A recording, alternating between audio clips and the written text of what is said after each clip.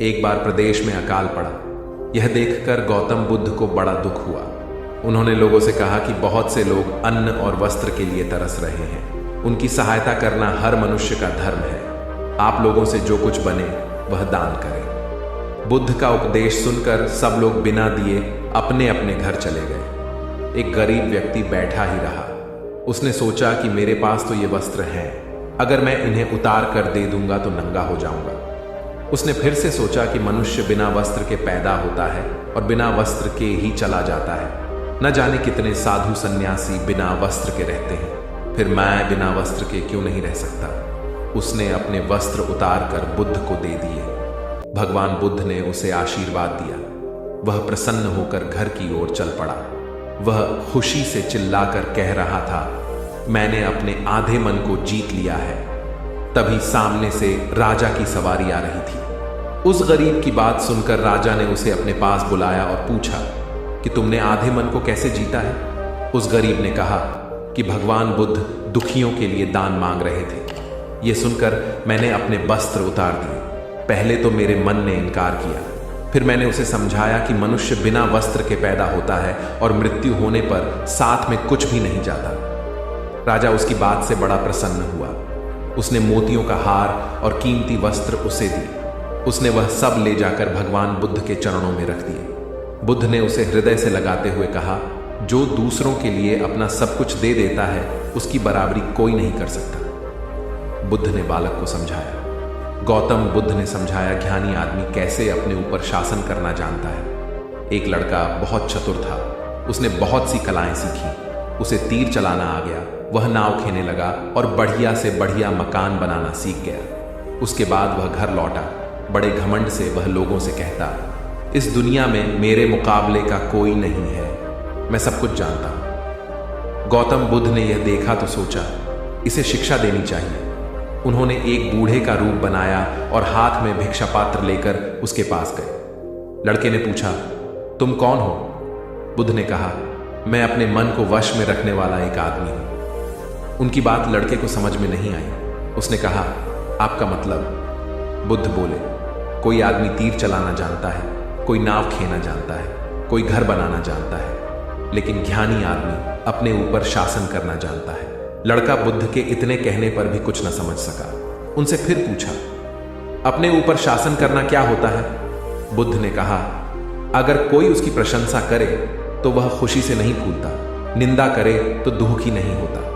इस तरह उसका मन उसके वश में रहता है। ऐसा आदमी किसी चीज या हुनर का अभिमान नहीं करता। बुद्ध की बात का उस लड़के पर ऐसा असर हुआ कि उस दिन से उसने डींग हाँकना बंद कर दिया। बुद्ध का शिष्य। महाभारत में बताया गया है कि भीष्म पितामह को इच्छा मृत्यु का वरदान प्राप्त था, अर्थात वे स्वयं जब तक मृत्यु का आह्वान न करें, काल उनके पास भी नहीं भटक सकता था। इसी तरह अमरता को लेकर अनेक कथाएं प्रचलित हैं। महात्मा बुद्ध अपने शिष्यों के साथ भिक्षाटन पर जा रहे थे। रास्ते में शिष्यों ने एक पौधे की तरफ इशारा करते हुए पूछा, भंते, इस पौधे की उम्र क्या है? बुद्ध ने बताया कि यह अमर वृक्ष है, इसकी उम्र अंतहीन है। तभी एक शिष्य ने उस वृक्ष को जड़ से उखाड़ फेंक दिया और बुद्ध से बोला, गुरुवर, मैंने उसे एक ही पल में उखाड़ कर समाप्त कर दिया। बुद्ध मुस्कुराए और निश्शब्द आगे बढ़ गए। महीनों बाद जब चातुर्मास बिताकर वे उसी रास्ते से लौटे तो सभी ने उस पौधे को वापस हरा भरा देखा। वृक्ष को उखाड़ने वाले शिष्य ने पूछा, तथागत, आपको इस पौधे की अनश्वरता का कैसे पता चला? बुद्ध ने उत्तर दिया, मैं इस नन्हे से पौधे की अनंत जिजीविषा को जानता था। यह जीवन और अमरता की पहली शर्त है। जिसमें यह भावना है वही जीवन को दीर्घ बना सकता है। बुद्ध की सहनशीलता। गौतम बुद्ध सत्य, अहिंसा और सहिष्णुता की प्रतिमूर्ति थे। इन्हीं सद्गुणों का उपदेश वे घूम घूम कर देते और लोगों से इन्हें अपनाने का आग्रह करते। एक दिन वे किसी गांव में पहुंचे। वहां कुछ ऐसे अज्ञानी लोग थे जो बुद्ध के विरोधी थे।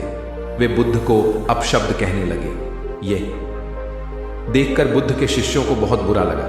उन्होंने बुद्ध से इसका विरोध करने का आग्रह किया तो बुद्ध ने उन्हें समझाया कि ये लोग तो अपशब्द ही कह रहे हैं। यदि ये पत्थर भी मार रहे होते तो भी मैं कहता कि मारने दो।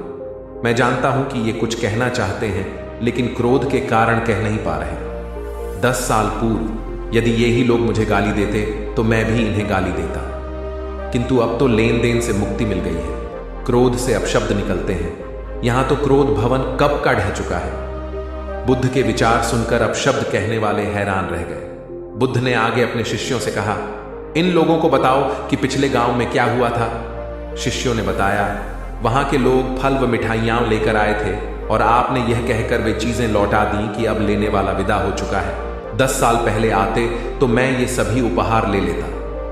बुद्ध बोले, उन लोगों ने मिठाइयां गांव में बांट दी, लेकिन आप ये अपशब्द गांव में न बांटे। आप मुझे क्रोध नहीं दिला सकते। ठीक उस खूंटी की तरह जो किसी को नहीं टांगती, लोग उस पर वस्त्र अवश्य टांग देते हैं। कथा का सार यह है कि साक्षी भाव सच्चे संत की पहचान है। जो अच्छे बुरे, लाभ हानि, अंपना पराया के संकीर्ण भाव से मुक्त हो जाता है, उसे ही संतत्व की प्राप्ति होती है। मगध राज्य का राजकुमार श्रोण बेहद उद्दंड था। उसको दूसरों के अपमान में आनंद की अनुभूति होती थी। दूसरों को अपमानित करने में वह उम्र का ख्याल भी नहीं करता था। जब माता पिता उसकी हरकतों से बहुत परेशान हो गए तो उन्होंने अपने महल में भगवान बुद्ध को आमंत्रित किया। बुद्ध जब महल में आए तो उन्होंने राजकुमार के विषय में सभी बातें सुनी। उन्होंने राजा से राजकुमार को प्रवचन में लाने के लिए कहा। श्रोण अपने पिता के साथ आया और प्रवचन की समाप्ति पर वह बुद्ध के चरणों में लौट गया। बुद्ध के वचनों से प्रभावित होकर वह बौद्ध धर्म में दीक्षित हो गया। उसका जीवन पूर्णतः बदल गया। कुछ समय बाद उसने प्रायश्चित्त करने के लिए अन्न जल का त्याग कर दिया। उसके इस कठोर प्रण के विषय में जब भगवान बुद्ध को झांत हुआ तो वे उसे देखने आए। उन्होंने स्नेहपूर्वक उसके मस्तक पर हाथ रखा और बोले, श्रोण, अन्न जल के त्याग के चलते तुम्हारा स्वास्थ्य गिरता जा रहा है। तुम संगीत के जानकार हो, अत उससे जुड़े मेरे एक प्रश्न का उत्तर दो। क्या वीणा के तार ढीले करने पर उससे स्वर लहरी फूटती है? श्रोण ने जवाब दिया, नहीं भगवान। बुद्ध ने पुनः प्रश्न किया, तब तो तारों को खूब कसना पड़ता होगा। श्रोण बोला, नहीं, अधिक कसने से तार टूट सकते हैं। तब तथागत बोले, वीणा से मधुर संगीत निकालने के लिए उसके तारों को न तो अधिक ढीला रखना चाहिए और न ही अधिक कसना चाहिए। इसी प्रकार हमारा जीवन भी एक वीणा की तरह ही है, जिसे भली भांति चलाने के लिए सभी वस्तुओं का पूर्ण त्याग उचित नहीं है। श्रोण ने कठोर प्रतिज्ञा से मुक्ति ले ली और सहज जीवन जीने लगा। यह कथा जीवन को नैसर्गिक तरीके से जीने पर बल देती है, जिसमें उचित आवश्यकताओं की पूर्ति और अतिरिक्त इच्छाओं पर नियंत्रण का संदेश शामिल है। यदि जीवन को आवश्यकता, पूर्ति और संयम के संयम से संचालित किया जाए तो परम शांति प्रदायक होता है। गौतम बुद्ध को उनके अनुयायी यदि स्नेह से कहीं बुलाते तो वे अवश्य जाते। फिर जब बुद्ध पहुंचते तो श्रोताओं की भारी भीड़ उमड़ पड़ती। बुद्ध के वचनों में जो अमृतत्व होता था, उसका पान करना सभी को प्रीतिकर लगता था। उनके उपदेशों में ऐसा कुछ अवश्य होता था जिससे गंभीर समस्याएं सुलझ जाती और कुछ न कुछ सार्थक भी प्राप्त होता। एक गरीब किसान गौतम बुद्ध का बहुत बड़ा भक्त था। एक दिन वह बुद्ध के पास आया और अपने गांव आने का आग्रह किया। बुद्ध उसके गांव पहुंचे तो सारा गांव उन्हें देखने व सुनने के लिए उमड़ पड़ा, किंतु वह किसान नहीं आया। हुआ यह कि उसी दिन किसान के बैलों की जोड़ी कहीं खो गई। किसान इस दुविधा में रहा कि बुद्ध का प्रवचन सुने या अपने बैलों को खोजे। काफी सोचने के बाद उसने अपने बैलों को खोजने का निर्णय किया। घंटों भटकने के बाद बैल मिले। थका हारा किसान घर आया और भोजन कर सो गया। अगले दिन वह अति संकोच से क्षमा प्रार्थी बन बुद्ध के पास पहुंचा तो वे बड़े स्नेह से बोले, मेरी दृष्टि में यह किसान मेरा सच्चा अनुयायी है। इसने उपदेश से अधिक महत्व कर्म को दिया। यदि यह कल बैलों को न ढूंढते हुए उपदेश सुनता तो मेरी बातें इसकी समझ में नहीं आती, क्योंकि मन बैलों में अटका रहता। इसने कर्म को महत्व देकर प्रशंसनीय काम किया। सार यह है कि हम जहां जिस भूमिका में हों उसका ईमानदारी से निर्वाह करें। यही सच्ची आध्यात्मिकता है, क्योंकि प्रत्येक धर्म कर्म को ही सर्वोपरि महत्व देता है। गौतम बुद्ध को उनके अनुयायी यदि स्नेह से कहीं बुलाते तो वे अवश्य जाते। फिर जब बुद्ध पहुंचते तो श्रोताओं की भारी भीड़ उमड़ पड़ती। बुद्ध के वचनों में जो अमृतत्व होता था उसका पान करना सभी को प्रीतिकर लगता था। उनके उपदेशों में ऐसा कुछ अवश्य होता था जिससे गंभीर समस्याएं सुलझ जाती और कुछ न कुछ सार्थक भी प्राप्त हो। सार यह है कि हम जहां जिस भूमिका में हो उसका ईमानदारी से निर्वाह करें। यही सच्ची आध्यात्मिकता है, क्योंकि प्रत्येक धर्म कर्म को ही सर्वोपरि महत्व देता है। गौतम बुद्ध के पास उनका प्रिय शिष्य पूर्ण पहुंचा। बुद्ध ध्यानावस्था में बैठे थे। पूर्ण के पहुंचने पर उन्होंने आंखें थोड़ी सी खोली और पूर्ण से आने का कारण पूछा तो उसने कहा, मैं धर्म प्रचार के लिए जाना चाहता हूं, आपकी आज्ञा चाहिए। बुद्ध मुस्कुराए और कहा कि पूर्ण, धर्म की राह बहुत मुश्किल है। तुम लोगों को अच्छी बातें बताने जाओगे और लोग तुम पर नाराज होंगे। हो सकता है कि अपशब्द भी कहे। इस पर पूर्ण ने कहा, कोई बात नहीं, मैं यह सोचकर उनकी बातों पर ध्यान नहीं दूंगा कि उन्होंने अपशब्द ही कहे, पिटाई तो नहीं की। बुद्ध बोले, हो सकता है कि कुछ लोग हाथ उठा दें। पूर्ण ने कहा, तब मैं यह सोचकर उन्हें क्षमा कर दूंगा कि उन्होंने मुझ पर शस्त्रों से प्रहार तो नहीं किया। बुद्ध फिर बोले, हे पूर्ण, हो सकता है कि कुछ लोग तुम पर शस्त्रों का भी उपयोग करें। पूर्ण ने उत्तर दिया, तब मैं यह सोचकर उनके प्रति कोई प्रतिकार की भावना नहीं रखूंगा कि उन्होंने मुझे मारा, पर जान से तो नहीं मार डाला, मुझे जीवित छोड़ दिया। बुद्ध ने फिर कहा, और यदि तुम्हारे प्राण ही ले लिए तब? पूर्ण ने तत्क्षण सिर झुकाकर कहा, तब मैं उनका आभारी रहूंगा कि उन्होंने धर्म के मार्ग पर मेरे प्राणों का उत्सर्ग करने में मेरी सहायता की। मैं उनके प्रति कृतज्ञ रहूंगा। तब बुद्ध ने आंखें खोली और आशीर्वाद देकर अनुमति दी तथा पूर्ण से कहा, अब तुम धर्म प्रचार करने के पात्र हो। जो किसी में भी कोई दोष न देखे वही सच्चा है। अच्छाई के मार्ग पर चलना बहुत मुश्किल काम है।